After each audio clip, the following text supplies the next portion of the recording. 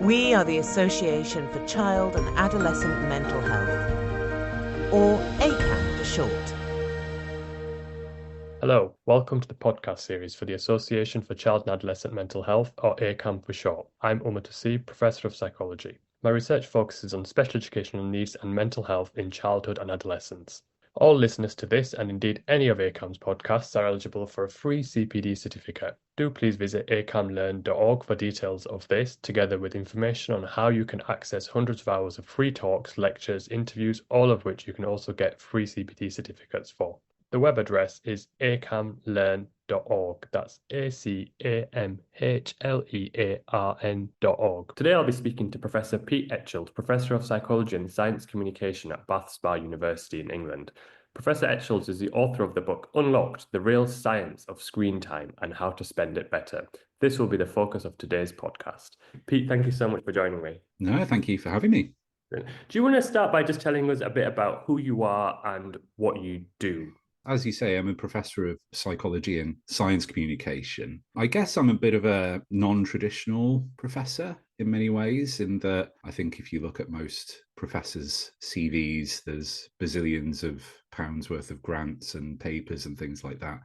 I'm a psychologist by background, but really my interest is in practical on-the-ground science communication. So that's where I focused my work over the past 10 years or so. So for about 5 years, I ran the Guardian Science Blog Network. That was really cool. I miss doing that. That was basically about 20 or 30 scientists and science writers had the keys to the Guardian's website. We could literally write about whatever we wanted to, whenever we wanted to, with basically no editorial oversight. It was a terrifying thing to do, but it worked, and we got to write about really cool science stuff. So that was fun. And then I once that closed down, I sort of moved into more longer form writing, really. So I wrote a book in 2019 called Lost in a Good Game, which is all about why we play video games and what they can do for us. I've always been interested in digital technologies and their impacts, their psychological impacts, things like what their effects on mental well-being are, mental health, behaviors as well. So that's where my research has been focused over the past 10 years as well. So I try and do both side by side, really. So a bit of research, but thinking about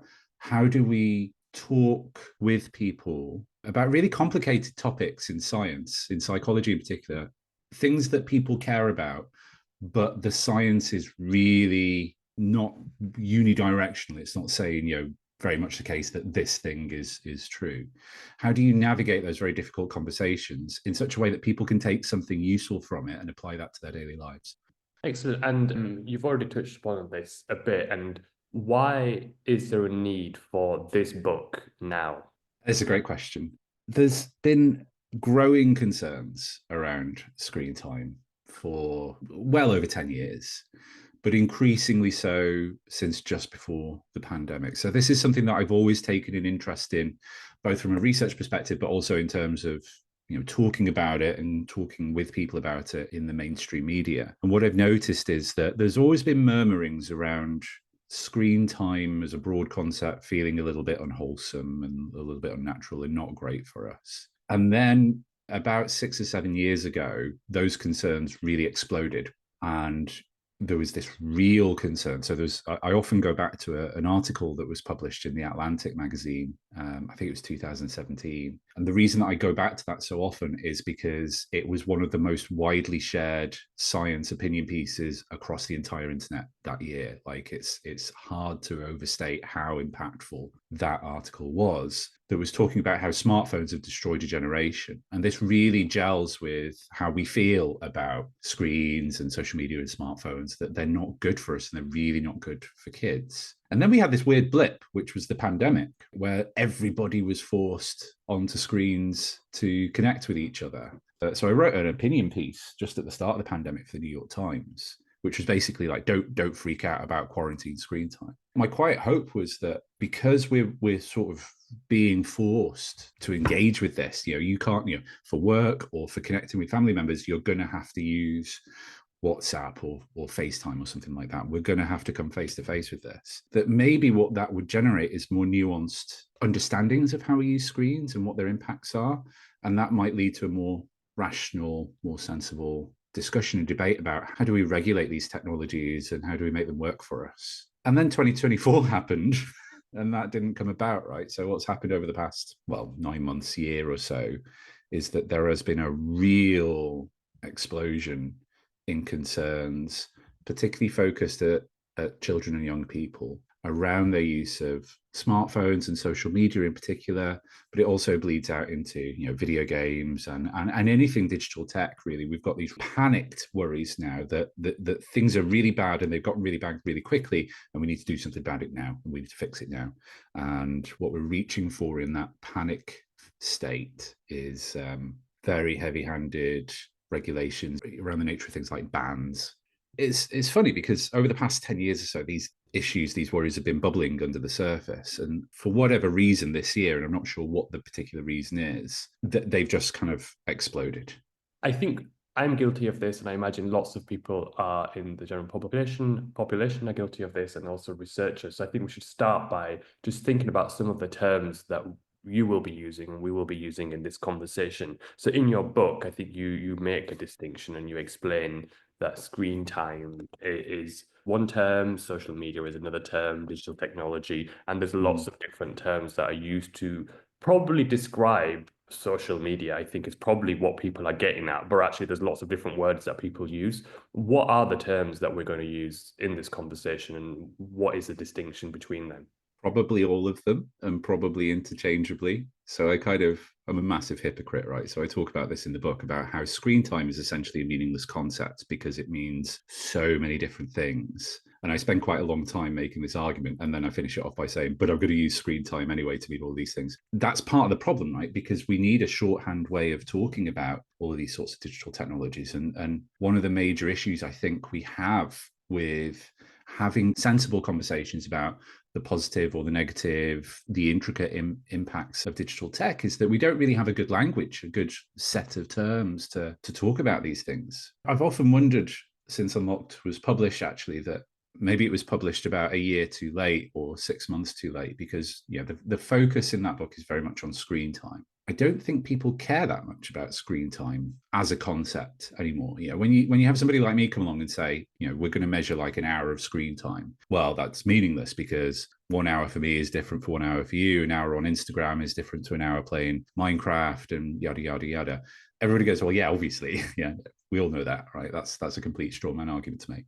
And I get that. At the same time, we're having lots of worries at the minute about social media. And I would say that social media is a similar useless term because so many different things are social media. And again, I go into this in the book that, if you're trying to tackle this from an evidence-based scientific perspective, you need to be specific about what it is that you're measuring, what it is that you're worried about. And we're not in these conversations. Facebook is very different to Instagram, purely in terms of like how you interact with it. One is a very kind of audio-visual medium. One is more, a mix. Facebook's more of a mix nowadays. But, if you compare that with something like WhatsApp, which is more text-based, some of these are platforms where you primarily talk to and with people that you know, close family and friend members, whereas others are more parasocial in nature. You're talking with people you don't know, you're talking with celebrities, people that you look up to, things like that. Some of them, the message disappears really quickly. It's not permanent. Others they really are.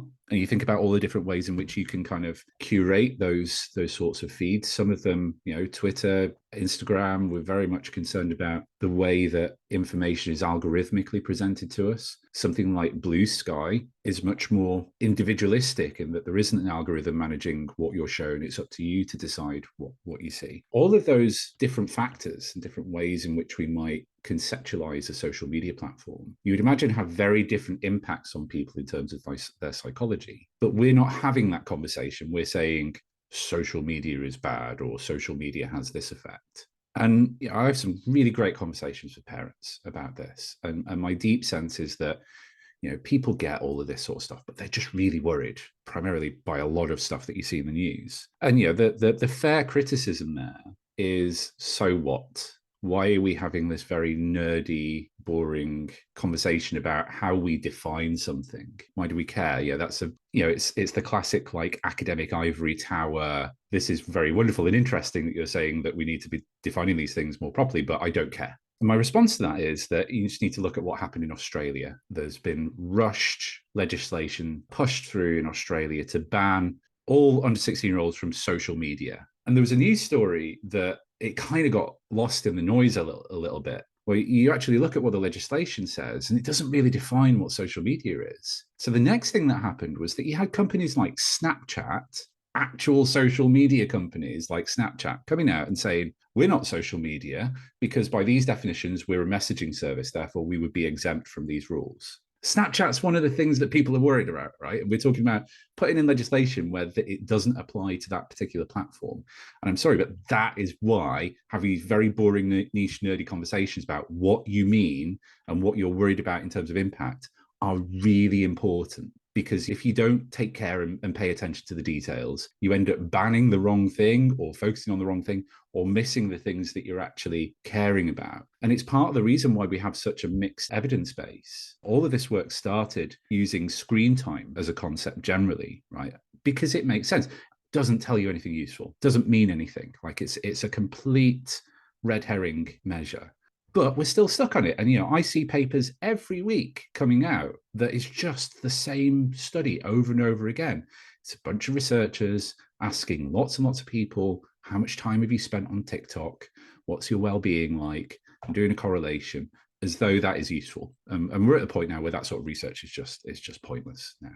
My follow-up question was going to be this. So there's a group of researchers who suggest that social media, screen time, digital technology is bad for young people's mental health. And you've highlighted one potential flaw with that argument, which is that how are we defining the exposure here? Is it screen time? Is it what are they doing on social media? All of those things, what the platform is. What are some of the, in your view, some of the other flaws or problems with the argument that social media, screen time, digital technology is bad for young people's mental health? I would say that the major problem that really is the kind of foundation for all of the other issues, I think, is that we're asking the wrong question. The questions that we ask or the statements that we make are social media is bad for mental health. And then the nitty gritty of that, when you kind of get into debates with people, then drills into what aspects of social media, what types of social media, one side of the equation, and what do you mean by mental health? Bad outcomes generally on the other side. And this is why it sort of made it very difficult to have nuanced conversations about this over the past year or so. I've had a lot of conversations with journalists about, in this very same way, right? Trying to understand and unpack what is it that's a problem? What are we worried about? What are we concerned about? And you'll start off by saying, well, people are worried about social media impacting adolescents in terms of suicide rates or suicidal ideation or something like that. And then you'll go into the details of that research. You can kind of make, there's evidence that rates are going up. There's some evidence that rates are going down or staying stable in some populations. It then sort of goes into an even niche, nerdier conversation about how do you interpret data? What are the most appropriate data to select? But then the goalpost shift. You say, okay, well, that's the conversation about suicide, but what about depression or what about body image? Or as all these things are the same, you end up kind of constantly running around somebody shifting the goalposts, and it'll veer out of mental health. It will start talking about educational attainment or cyberbullying. And then you start getting into a conversation around, it's not social media necessarily, but it's smartphones as a proxy measure for social media. And it's not about smartphones generally, it's about smartphones in schools. And it becomes really difficult to navigate that space because all of these things are really different, right? These are all very different ways to think about this relationship that require different forms of data, different types of evidence, different types of methodologies and things like that. But you get stuck because it's all about digital tech on one side and bad stuff on the other side. My feeling is that if you look at the broad research in this area, it all largely takes the same sort of format, right? Which is that it's either, I should caveat this by saying it's really hard to do research on digital tech in terms of its psychological impacts, right? I can't overstate that enough, like how hard it is to do a good study in this area that actually gets at the questions and the measures that you want it to. for reasons that I'll explain in a minute. What that means is that we often fall back on less appropriate measures. And I should say, I do this in my own research as well. We tend to ask them questions like, how much time have you spent on screens? Or if you're being more nuanced about it, how much time have you spent on TikTok in the past day? And we'll ask them about their mental health, or whatever it is that we're interested in. You get the very basic stuff where you ask like 60 undergrad students to report those, all the way up to thousands or tens of thousands of people being surveyed over long periods of time as a part of bigger longitudinal studies. So there are vast data sets at play in this sort of space. But they all essentially do the same thing, right? Which is they ask those questions. And we know from various lines of research that if you ask somebody how much time they spend on a screen or on social media, they will give you a number. Of course they will. Whether that has any bearing on reality or not is a different question entirely. And the answer is probably not. So if you get more objective measures of screen time, so if you ask somebody how much time have you spent on your phone yesterday, they'll give you a number. If you ask them to go into the screen time app on their phone, and which logs how much time they've literally spent on their phone, you'll get a different number. And we know from some lines of research that the subjective measure, the self-report measure, tends to be much more strongly correlated with various measures of mental health than that objective measure, like 4 times as strong in some cases. What that means is that when you ask somebody about how much time they're spending on their phone or whatever, you're not actually asking them that. What you're asking them is, what do they feel about their screen use? Really, how do they feel about it? So what you find across most areas of research here is that people, if they feel as though they have a bad relationship with their phones or social media or whatever, you will get really strong correlations between how much time they say they spend on their phones and your bad outcome. And you see that in the kind of mental health, mental well-being space. You see it in the attention span space as well. You see it in the sleep space. We are constantly told phones are bad for us. So this is very deeply ingrained in our psyche now. So when somebody comes along and says, do you spend a lot of time on this thing? Yes. Do you feel good about that? No. Of course you get that.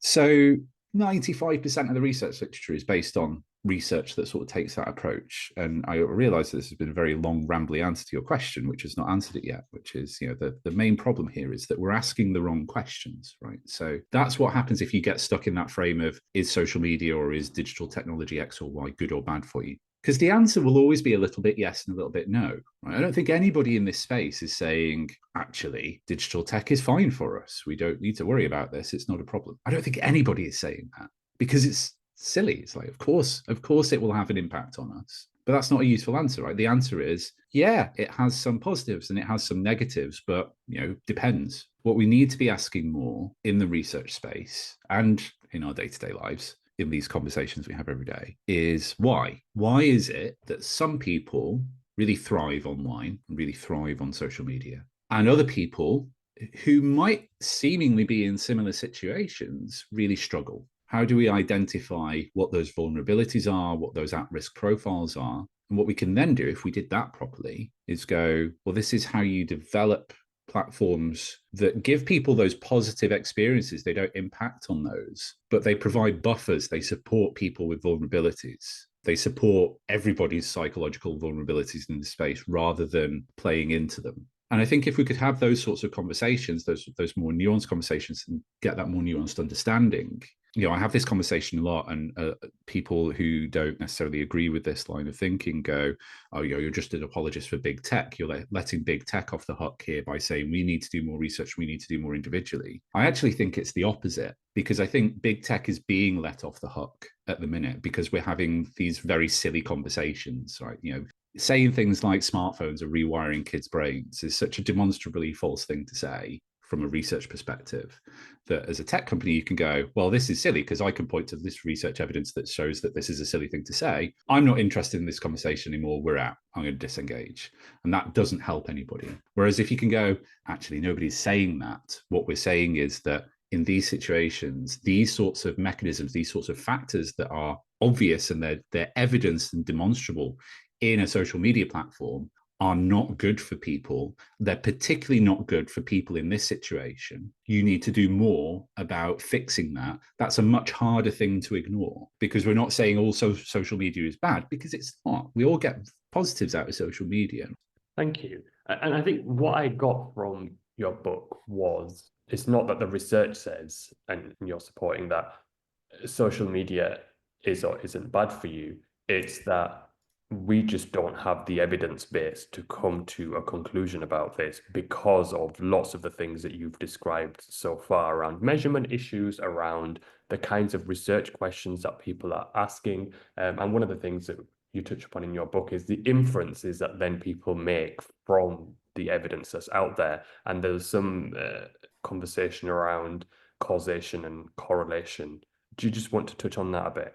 Well, I think that goes back to what I was talking about earlier in terms of, the vast majority of the research in this area is what we call cross-sectional and longitudinal. So it's essentially either you get a bunch of people at a single point in time and ask them how much time are you spending on screens and what's your mental health like. I mean, that's a vast oversimplification, but that's basically what you do. Or you do a similar sort of thing, but over time, you track people over time. Now, those studies are great as a starting point, but I think we've never moved past that. The whole kind of correlation isn't causation argument. I'm sure everybody's tired of that, but it's this idea that, if you report high levels of screen time and you report poor mental health, which is causing which? And we default to, well, it must be the high levels of screen time causing poorer mental health, because that fits with our lived experience in a way, right? We have all got stories to say of spending too much time on Instagram or whatever. That this idea that it's the screens causing bad thing to happen really fits with all of our experiences of not having a good time on social media. It could be the other way though.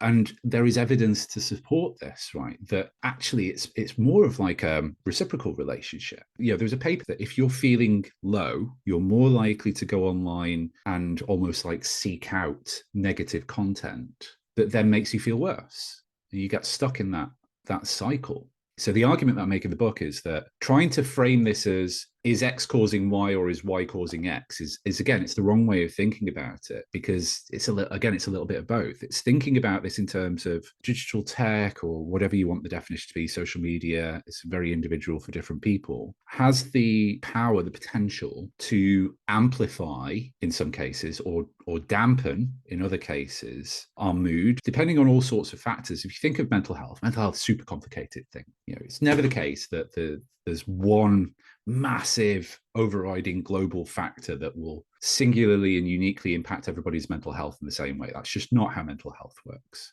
There are lots of things that impact mental health positively and negatively, and they all sit together in this like ecosystem of factors that interact with each other that will overall produce a net positive or a net negative. And screen time is one of those things. Whether it's a major one or not, we're not quite clear yet. There's some evidence to point that it has an impact, but it's not a massive impact.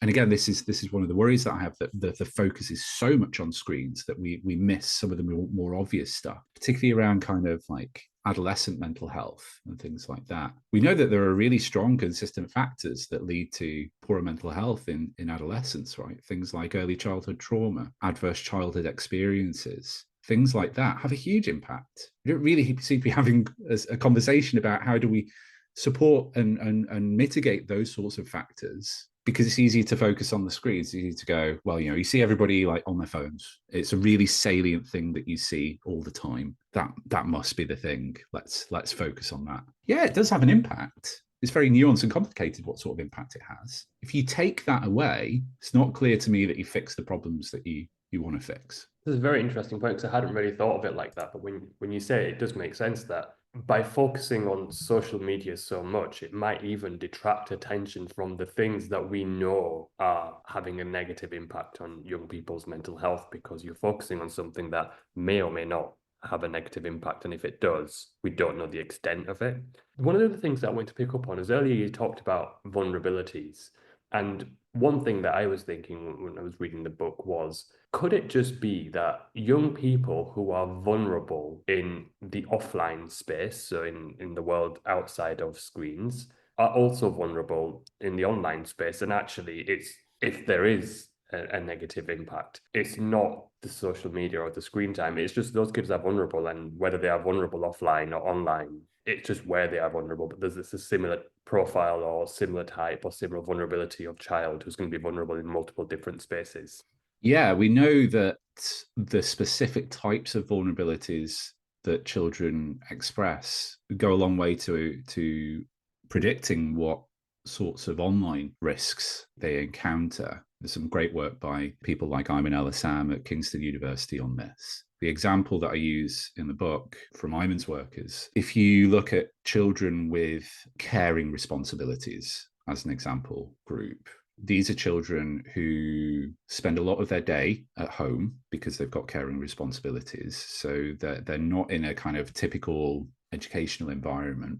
They may be dealing with their own vulnerabilities or their own disabilities as well. Because they're at home quite a lot, they're more likely to be online for a greater proportion of the day. So the more time you're online, the more chances there are to come across something negative.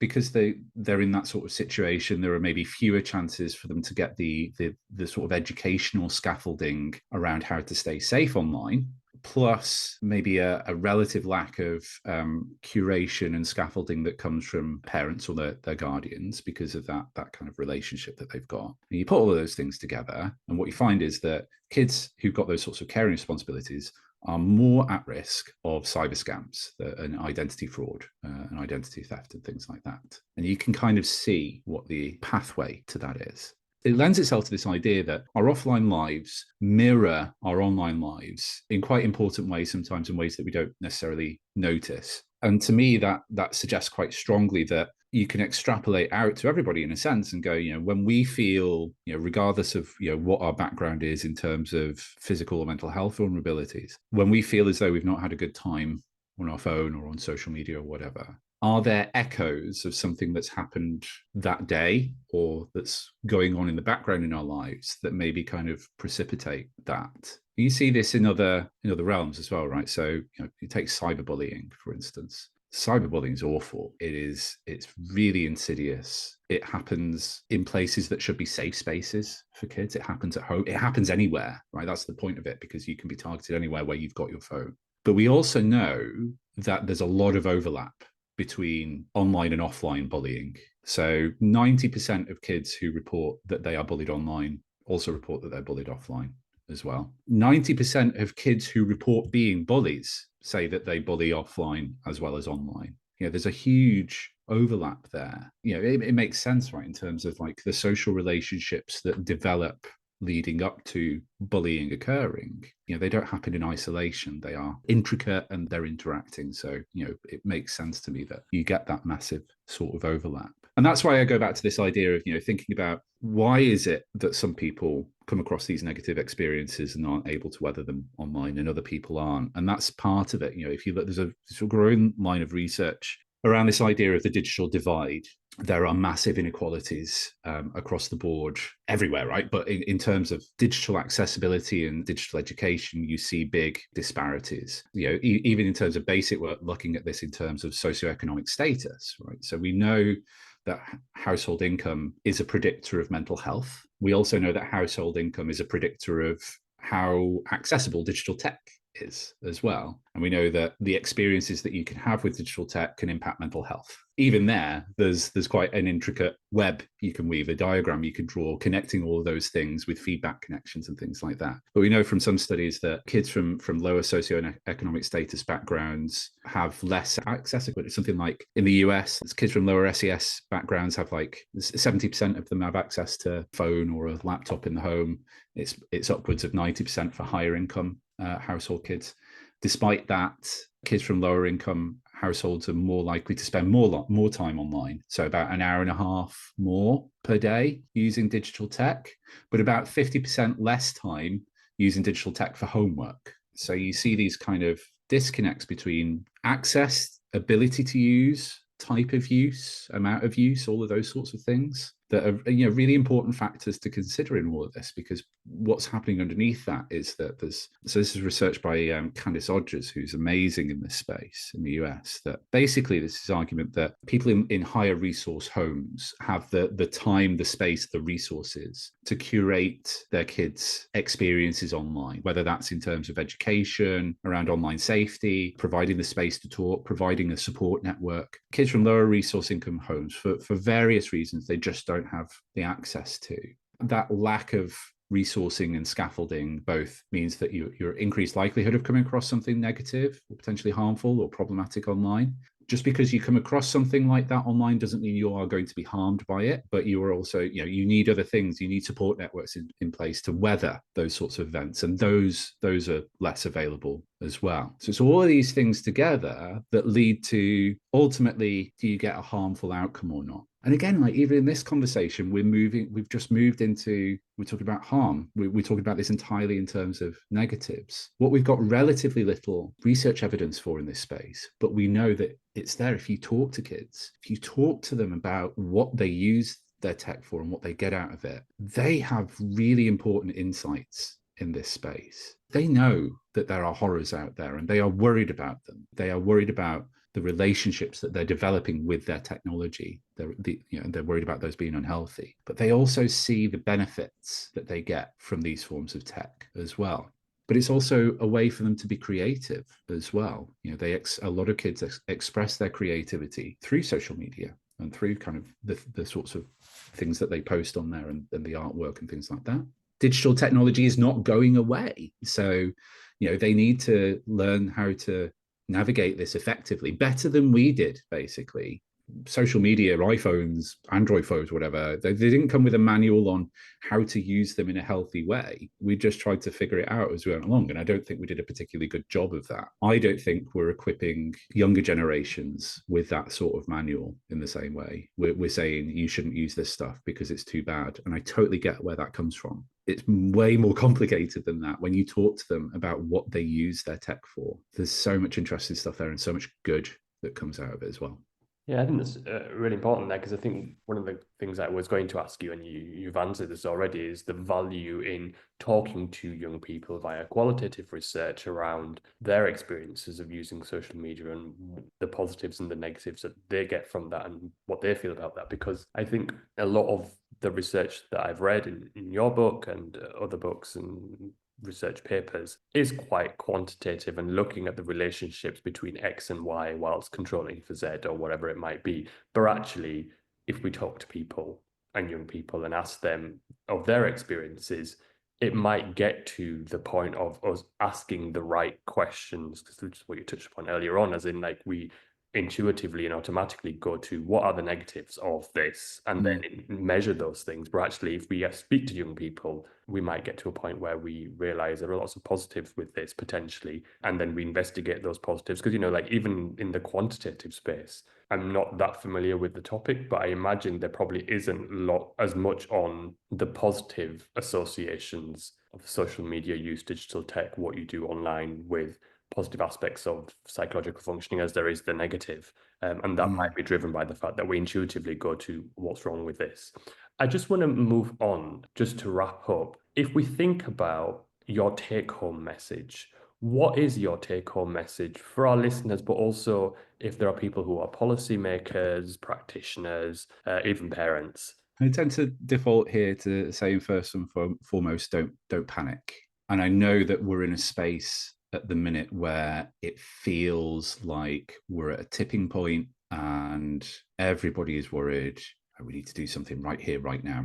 But I think it is possible just to take a step back for a second, breathe, and try and look at this. And what I mean by this is either the whole debate or your own individual use, or your use in across family members, friends, and things like that. Just sort of take a step back and take a breather at the minute and think about how do we turn this conversation around a bit so that it's not all doom and gloom, but we can think about how do we maximize the positives of our tech use and minimize the negatives. Again, this is not me being an apologist for big tech or anything like that. I do think they have some very, very serious questions to answer about the way that they develop these platforms. How we turn that ship around, I think, is going to take quite a long time. And I think at the same time, there are immediate things that we can do in our own lives that help with this. Part of it is around thinking about the language that we use and the way that we communicate with each other about digital tech. There's a great irony here that these are fundamentally communication media, and we are really bad at communicating about them. Being open and transparent about what we get, bad and good, out of our own tech use, I think can be really revealing. It's really hard. Those sorts of conversations often come with a sense of guilt or shame because we're so used to thinking about we're doing this thing too much or it's bad for us. But I think being more open and transparent about our tech use can really kind of break some of those boundaries down. Part of it for me is shifting our frame of thinking around, I've lost track of the number of stories that I've seen about how we're addicted to phones and social media, and we're not. Like, it's formally, clinically, it is not a thing. The only formalized digital addiction is gaming disorder, and even there is a massive disagreement in the research literature about what it is, how you define it or diagnose it, whether it's its own unique disorder or better represented by something else. WHO formalized that in the International Classification of Diseases like 6 years ago, but we're still having debates and disagreements and arguments about what that actually is.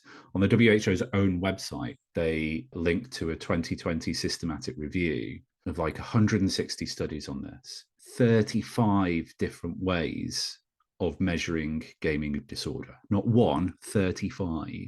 And if you look at the prevalence rate, it's anywhere from about 0.2% to something like 57.5% of the gaming population. So you're saying that either basically nobody has it, or 2 out of every 3 gamers has gaming addiction, basically. That says to me that you don't know what you're measuring. And that's for the one formalized digital addiction. We're not even at that point yet for social media or smartphone addiction, whatever.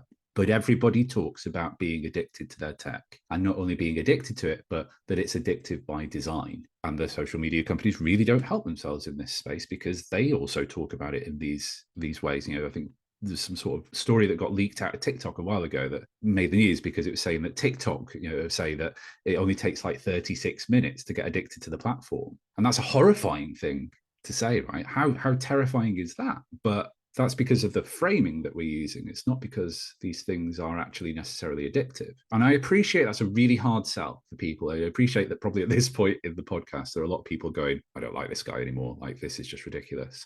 I know it's a hard sell because I know it's so ingrained in the way that we talk about this. I spend a lot of time unpacking that in the book. My feeling is that the evidence base just doesn't support these things being addictive. What it does support is that they are habit forming. Habits are a different thing. There are kind of overlaps between habits and addictions, but what we're fundamentally talking about here is things that start off as neutral habits, like checking your phone is a neutral habit. Whether it becomes a bad or a good habit depends on other things that are going on, other factors. So if you checking your phone in the evening when you're feeling lonely and you want to connect with friends, good habit. Checking your phone because you're bored and you just want to see if there's a funny cat video on Instagram when you're driving down the road, really bad habit to get into, disastrously bad habit. It's not the thing itself, it's the situational factors around it. The thing about habits is that you can change them. They're really hard to change, but you have power over that. If you frame your thinking around digital tech as, I am addicted to my phone and it's because of the way that it's designed that this has happened to me, that is such a disempowering message. Because the only solution there, realistically, if that's what you seriously think, is to get rid of it and for the government to be involved in that in terms of top-down regulation, which are very, very hard things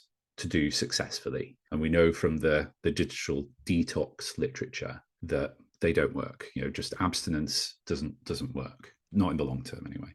If you think about this in terms of habits, then we can still have conversations about what government regulation should look like to improve these platforms. Absolutely, and we should do that. At the same time, you can do something about it yourself. You can think about, well, what are the positives that I get about it? When I'm engaging in this habit, when am I having a good experience? How do I keep those? When am I getting a bad experience and why? And that takes effort and it takes reflection and it takes being open and talking and having conversation about it. But I think it leads to more sustainable outcomes because what you do then is not get rid of the technology, which is actually quite useful for us all. I know it's a bit of a weird thing to say, but we actually like using this tech. There are positives that we get out of it. You can have fun on your phone or on your computer or on your video game console, right? These things are designed fundamentally to be technologies of pleasure or convenience or entertainment. And use and goals that don't align with those ideas, how do we pull them out of our lives, basically out of our use? And like I say, again, it's really hard to do. I'm not saying that things are going to get magically fixed overnight if you take that approach. But hopefully over time, what you see is having better conversations with the people around you, better, more reflective self-use, and you feel happier using this sort of tech. Thank you so much. Really wide-ranging conversation there. I think that really what I'm taking away from this is that there are lots and lots of unanswered questions in this space. We are a long way in terms of research from figuring out whether social media is good or bad for young people's mental health, and we just need to be asking the right questions, different questions, and have an open mind and an ongoing conversation. Thanks for having me. Thank you so much. Don't forget to follow us on your preferred streaming platform. Let us know if you enjoy the podcast with a rating or review, and do share with your friends and colleagues. Please visit the ACAM website, www.acam.org. ACAM is spelled ACAMH.